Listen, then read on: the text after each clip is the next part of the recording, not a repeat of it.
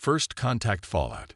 Captain Maya Chen stood motionless on the observation deck of the UES Stormbreaker, her eyes fixed on the vast emptiness of uncharted space.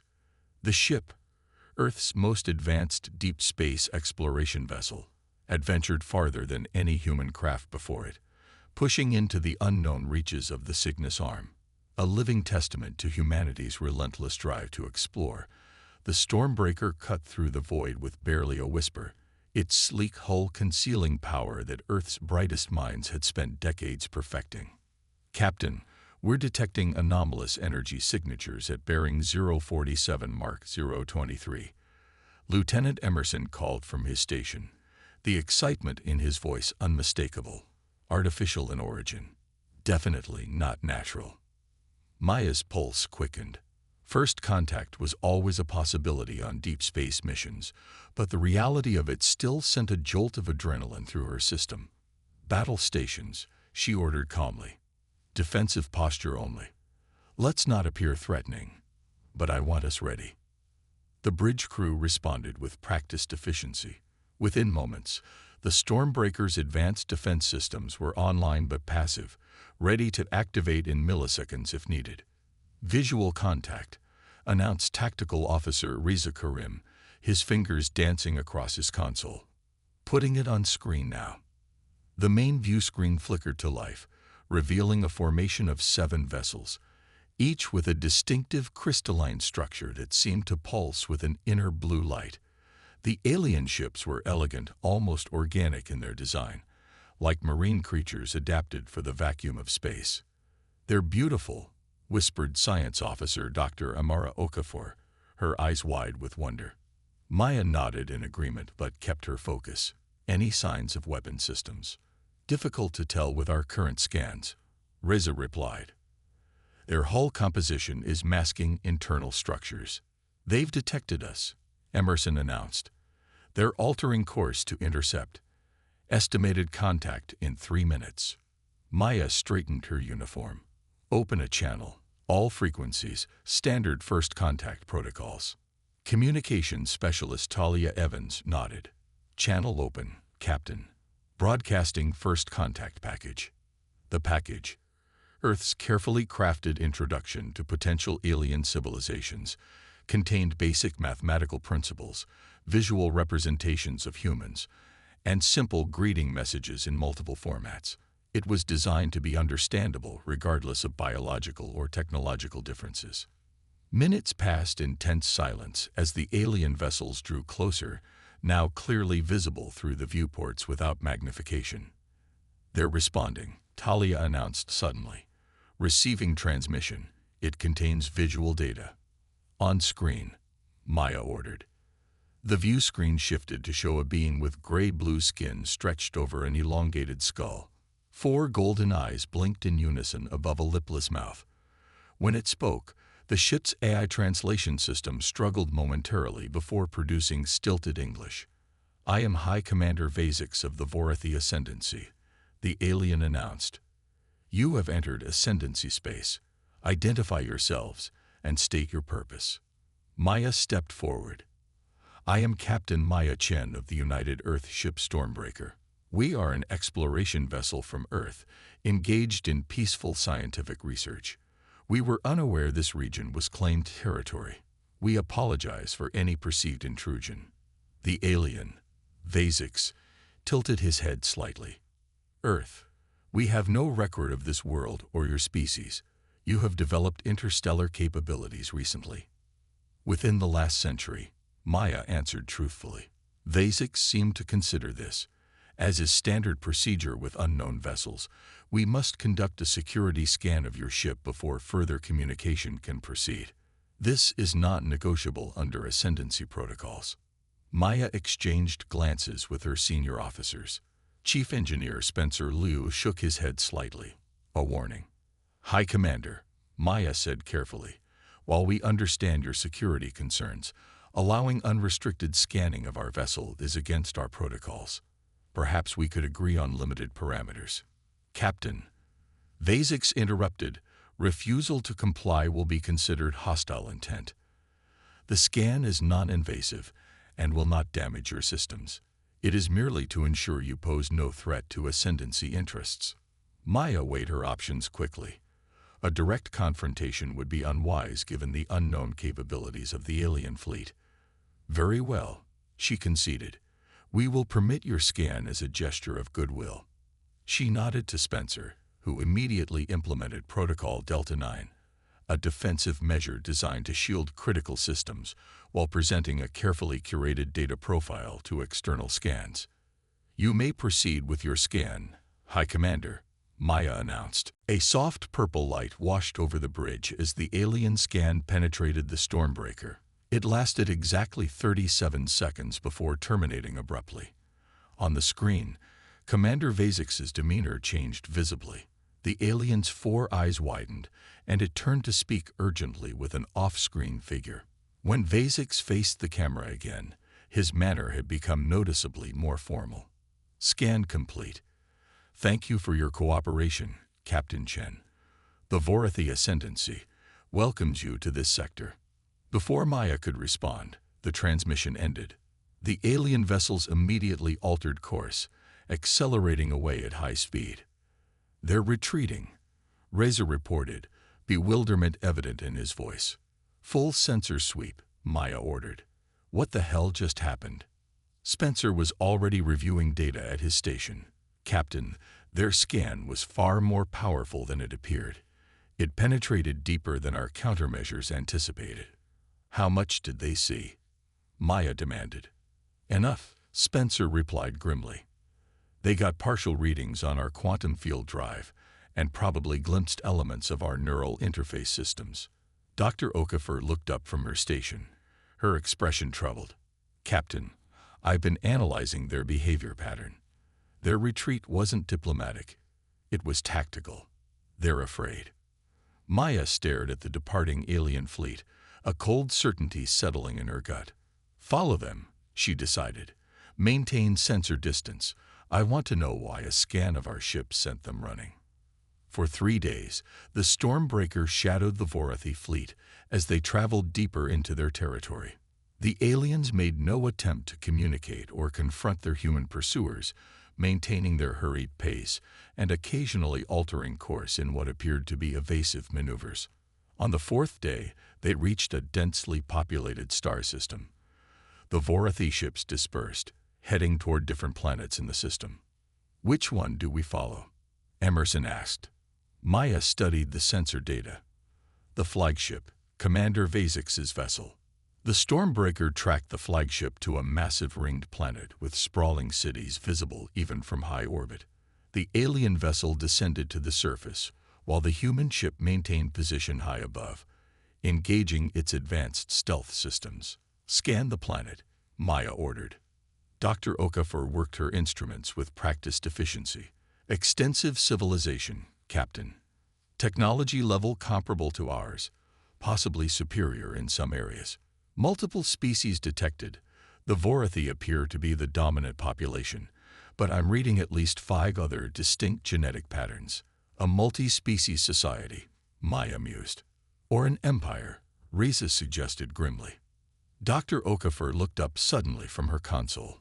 Captain, I'm detecting unusual communication patterns, massive data transmissions across the planet, and to other worlds in their system. Can you decode any of it? Maya asked. Working on it, Dr. Okafor replied. After several minutes, she looked up with a troubled expression. It's fragmentary, but I'm seeing repeated references to human technology, unexpected capabilities, and a phrase that translates roughly as existential threat. Maya's eyes narrowed. They're afraid of us. But why? What did they see in our ship that frightened them? Something they didn't expect, Spencer said quietly. Something that challenges their understanding of what's possible. Maya turned to her communications officer. Lieutenant Evans, prepare a secure transmission to Earth Command. They need to know what we've found out here.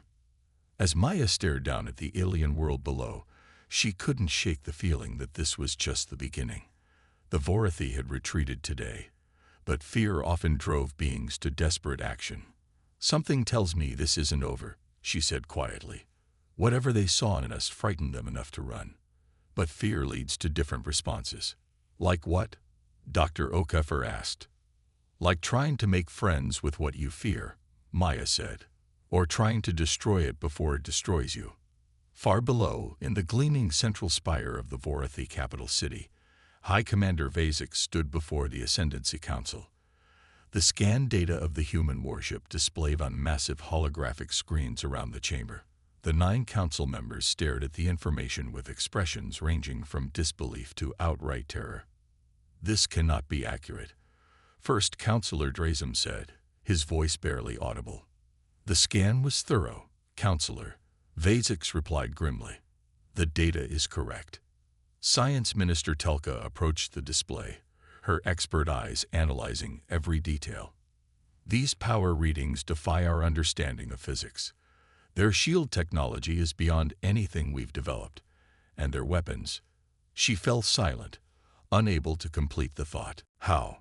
Counselor Mrev demanded, his skin flushing dark with agitation. We have dominated 12 star systems. We have absorbed the technology of 6 species. None have developments that approach this level. Telka pointed to sections of the scan. Their approach is fundamentally different from ours. They've pursued paths of research we dismissed centuries ago as impractical. She swiped to another image.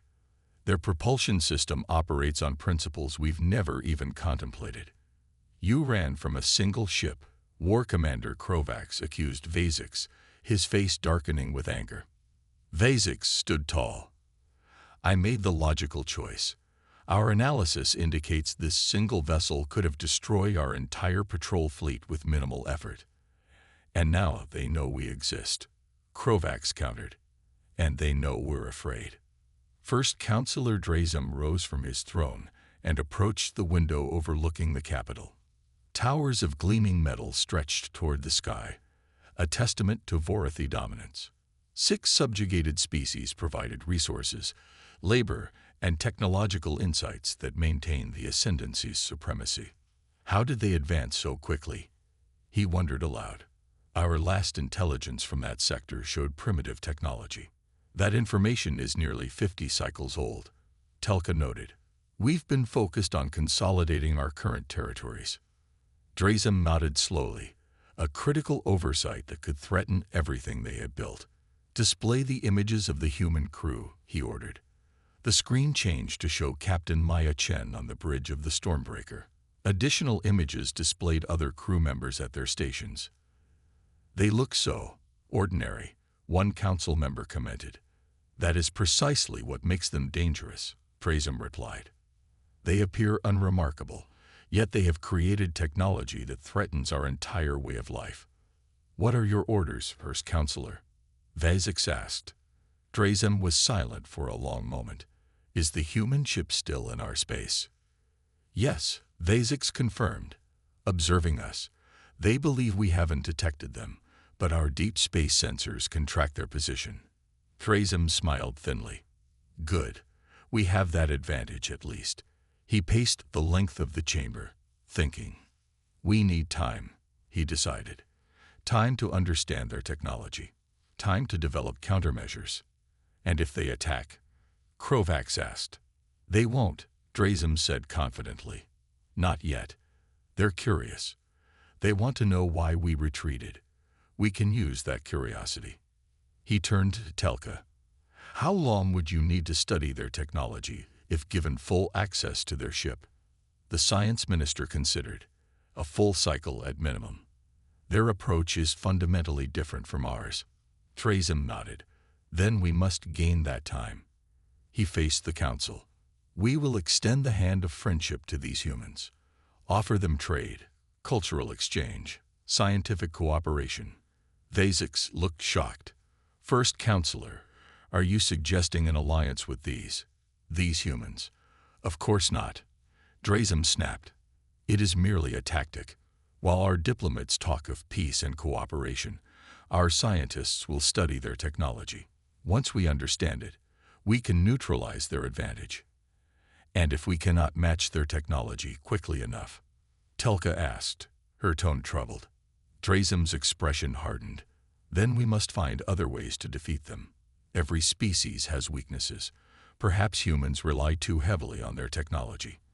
Perhaps they lack the will to use it effectively. We will find their vulnerability, and we will exploit it. He returned to his throne. Prepare a diplomatic message. Invite the human ship to send representatives to neutral space for talks. Make it seem sincere. What if they refuse? Vazix asked. They won't, Drazim said with certainty. They are curious, and curiosity is a dangerous weakness. They will come. Unbeknownst to the Vorathi Council, their conversation was being monitored. Maya had authorized a covert operation the moment the Stormbreaker entered orbit. A stealth shuttle had deployed to the surface, carrying a small team of Earth's best intelligence operatives.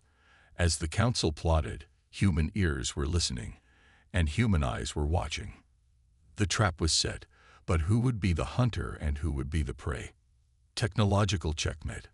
3 days later, the Stormbreaker received a transmission from the Vorathi homeworld. First, Counselor Drazim's face appeared on the view screen, his expression carefully composed into one of friendliness and openness. Greetings, Captain Chen of Earth. I am First Counselor Drazim of the Vorathi Ascendancy. I wish to apologize for Commander Vazix's abrupt departure during your initial encounter. There was an unfortunate misunderstanding. Maya's expression revealed nothing. No apology needed, Counselor. We were simply concerned when your ships left so suddenly. Drazim smiled, the expression not quite reaching his 4 eyes. A regrettable error in protocol. We would like to make amends by inviting you to a diplomatic meeting. A chance for our peoples to learn about each other. Lieutenant Commander Karim, standing beside Maya, whispered, I don't trust this. Maya gave a slight nod to acknowledge she'd heard him. To Drazim, she said, that's a generous offer. Where would this meeting take place? There is a space station called Nexus Point in a neighboring system. It's neutral territory used by various species for trade and diplomacy. Would that be acceptable? Maya pretended to consider. It could be. I would need to consult with my superiors. Drazim's smile didn't waver. Of course, take all the time you need. We are eager to establish friendly relations with Earth. After the transmission ended, Maya turned to her senior officers gathered on the bridge. Thoughts? Trap, Spencer stated flatly. Riza nodded. Definitely. They were terrified of us yesterday. Now they want to be friends. I don't believe it. Dr. Okafor looked thoughtful. It could be genuine. Perhaps they realized their initial fear was exaggerated. Maya walked to the viewport, looking down at the alien world. No, Spencer and Riza are right. This is a trap, but not the kind we might expect. What do you mean? Riza asked. They're not planning to attack us at this meeting. Maya explained. They want to study us, learn about our technology, find our weaknesses. Dr. Okafor nodded slowly. That makes sense.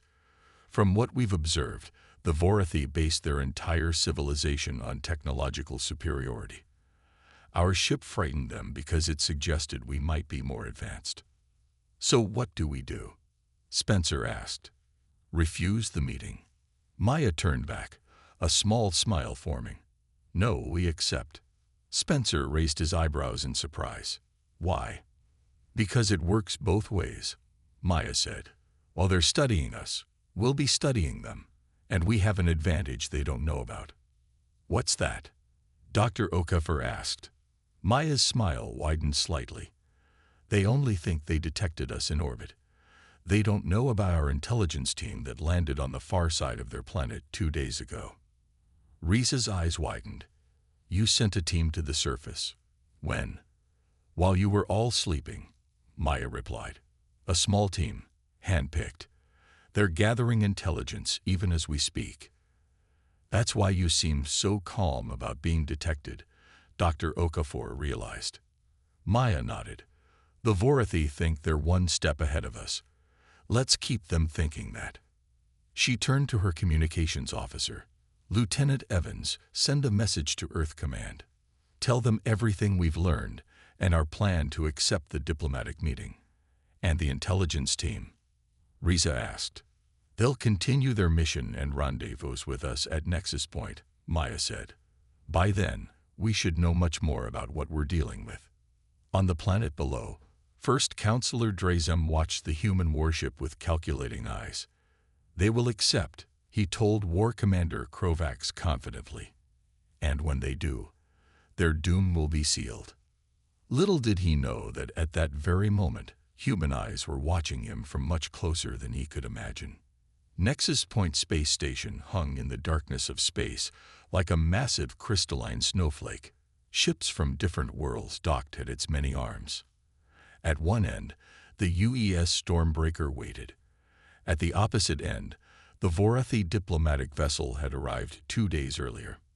Ambassador Sofia Rodriguez adjusted her formal uniform as she prepared to meet the Vorathi representatives. Captain Maya Chen stood nearby, watching the ambassador with careful eyes. "Remember," Maya said quietly, "they want something from us. Don't be too eager to give it." Sofia nodded. She was an experienced diplomat with alert eyes that missed nothing. "This isn't my first dance with aliens who have hidden motives, Captain." Security Chief Reza Karim checked his tactical display one final time. "Our team is in position throughout the station. If the Vorathi try anything, we'll know." Maya nodded. "Let's proceed." The meeting chamber was circular, with a large round table at its center. The human delegation entered from one side, the Vorathi from the other. First Counselor Drazem led his people, accompanied by Science Minister Telka and several other high-ranking officials. After formal introductions, both delegations took their seats. The discussions began cordially enough, with exchanges of basic cultural and historical information. But Maya noticed how Telka's eyes kept darting to the neural interface band, partially visible at Ambassador Rodriguez's temple, an advanced human technology that allowed instant access to vast databases and real-time translation. "We are particularly interested in cultural exchange," Drazem was saying. "Perhaps a delegation of your scientists could visit our research facilities. And of course, we would be honored to send our experts to study your vessel." Maya caught Sofia's eye. The ambassador smiled diplomatically. "Cultural exchange is certainly possible, Counselor. As for studying each other's technology, perhaps we could begin with non-sensitive systems." Telka leaned forward. "We are most interested in your propulsion system. Our scientists have never seen anything quite like it." "I'm sure they haven't," Maya thought. Aloud, she said, "Our quantum field drive is classified technology, I'm afraid. But we could discuss exchange of medical knowledge, perhaps." The meeting continued for hours, with the Vorathi repeatedly attempting to steer the conversation toward human technology, while the humans politely but firmly redirected. During a brief recess, Maya received an encrypted message from the intelligence team. She read it quickly, her expression betraying nothing. When the meeting reconvened, she knew exactly what game to play. "First Counselor," Maya said, "before we proceed, I believe we should address the Krell situation." Drazem froze, his 4 eyes blinking rapidly in what Maya now recognized as a sign of shock. "The Krell?" "Yes," Maya continued calmly. "Our intelligence suggests they're becoming restless under ascendancy rule. The mining colony on Torax IV seems particularly volatile." The Vorathi delegation exchanged alarmed glances. This was information they had kept strictly classified, knowledge no outsider should possess. "How?" Drazem began, then caught himself. "Captain Chen, I'm not sure what information you've received, but—" "Or perhaps," Maya interrupted, "we should discuss the Ascendancy's plans for preemptive strikes against potential rivals, the ones you discussed in the High Council chamber 3 days ago." Complete silence fell over the Vorathi side of the table. Drazem's skin had paled to an ashen gray. "You've been monitoring us," he said finally, his voice barely audible. Maya smiled thinly. "Just as you've been monitoring us, Counselor. The difference is, we're better at it." She leaned forward. "Let me be clear. We know your invitation was insincere. We know you plan to study our technology to find weaknesses or to replicate it. We know about your subjugation of 6 species and your plans to continue expanding the ascendancy through technological dominance. Then why come here? Telka asked, genuinely puzzled. To deliver a message, Maya replied. Earth has no interest in conquering your territories or interfering with the ascendancy. We are explorers first, not conquerors. But make no mistake, we will defend ourselves and our interests with absolute resolve. She tapped a small device on the table. A holographic display sprang to life, showing detailed schematics of Vorathi defense systems, weapon platforms, and classified military installations. This is what we learned in 3 days of observation, Maya said quietly. Imagine what we could learn in a month. Drazim stared at the display, his composure finally breaking. What do you want from us? Nothing, Maya replied. Except mutual respect and honest communication. No traps, no hidden agendas. Drazim looked at Telka, who nodded slightly, a silent confirmation that the humans possessed technology the Vorathi could not easily counter. Perhaps, Drazim said slowly, we have been hasty in our assessment. A genuine dialogue between our peoples might indeed be beneficial. Maya nodded. I believe so too, Counselor. She deactivated the holographic display. Shall we begin again? This time with honesty. The atmosphere in the chamber shifted subtly. Fear remained in the Vorathi eyes.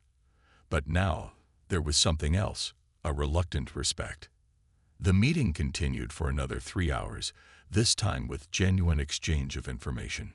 By its conclusion, a preliminary agreement had been reached, the beginnings of what might eventually become a true alliance, built on mutual recognition of strength rather than exploitation of weakness. As the human delegation prepared to return to the Stormbreaker, Drazim approached Maya privately.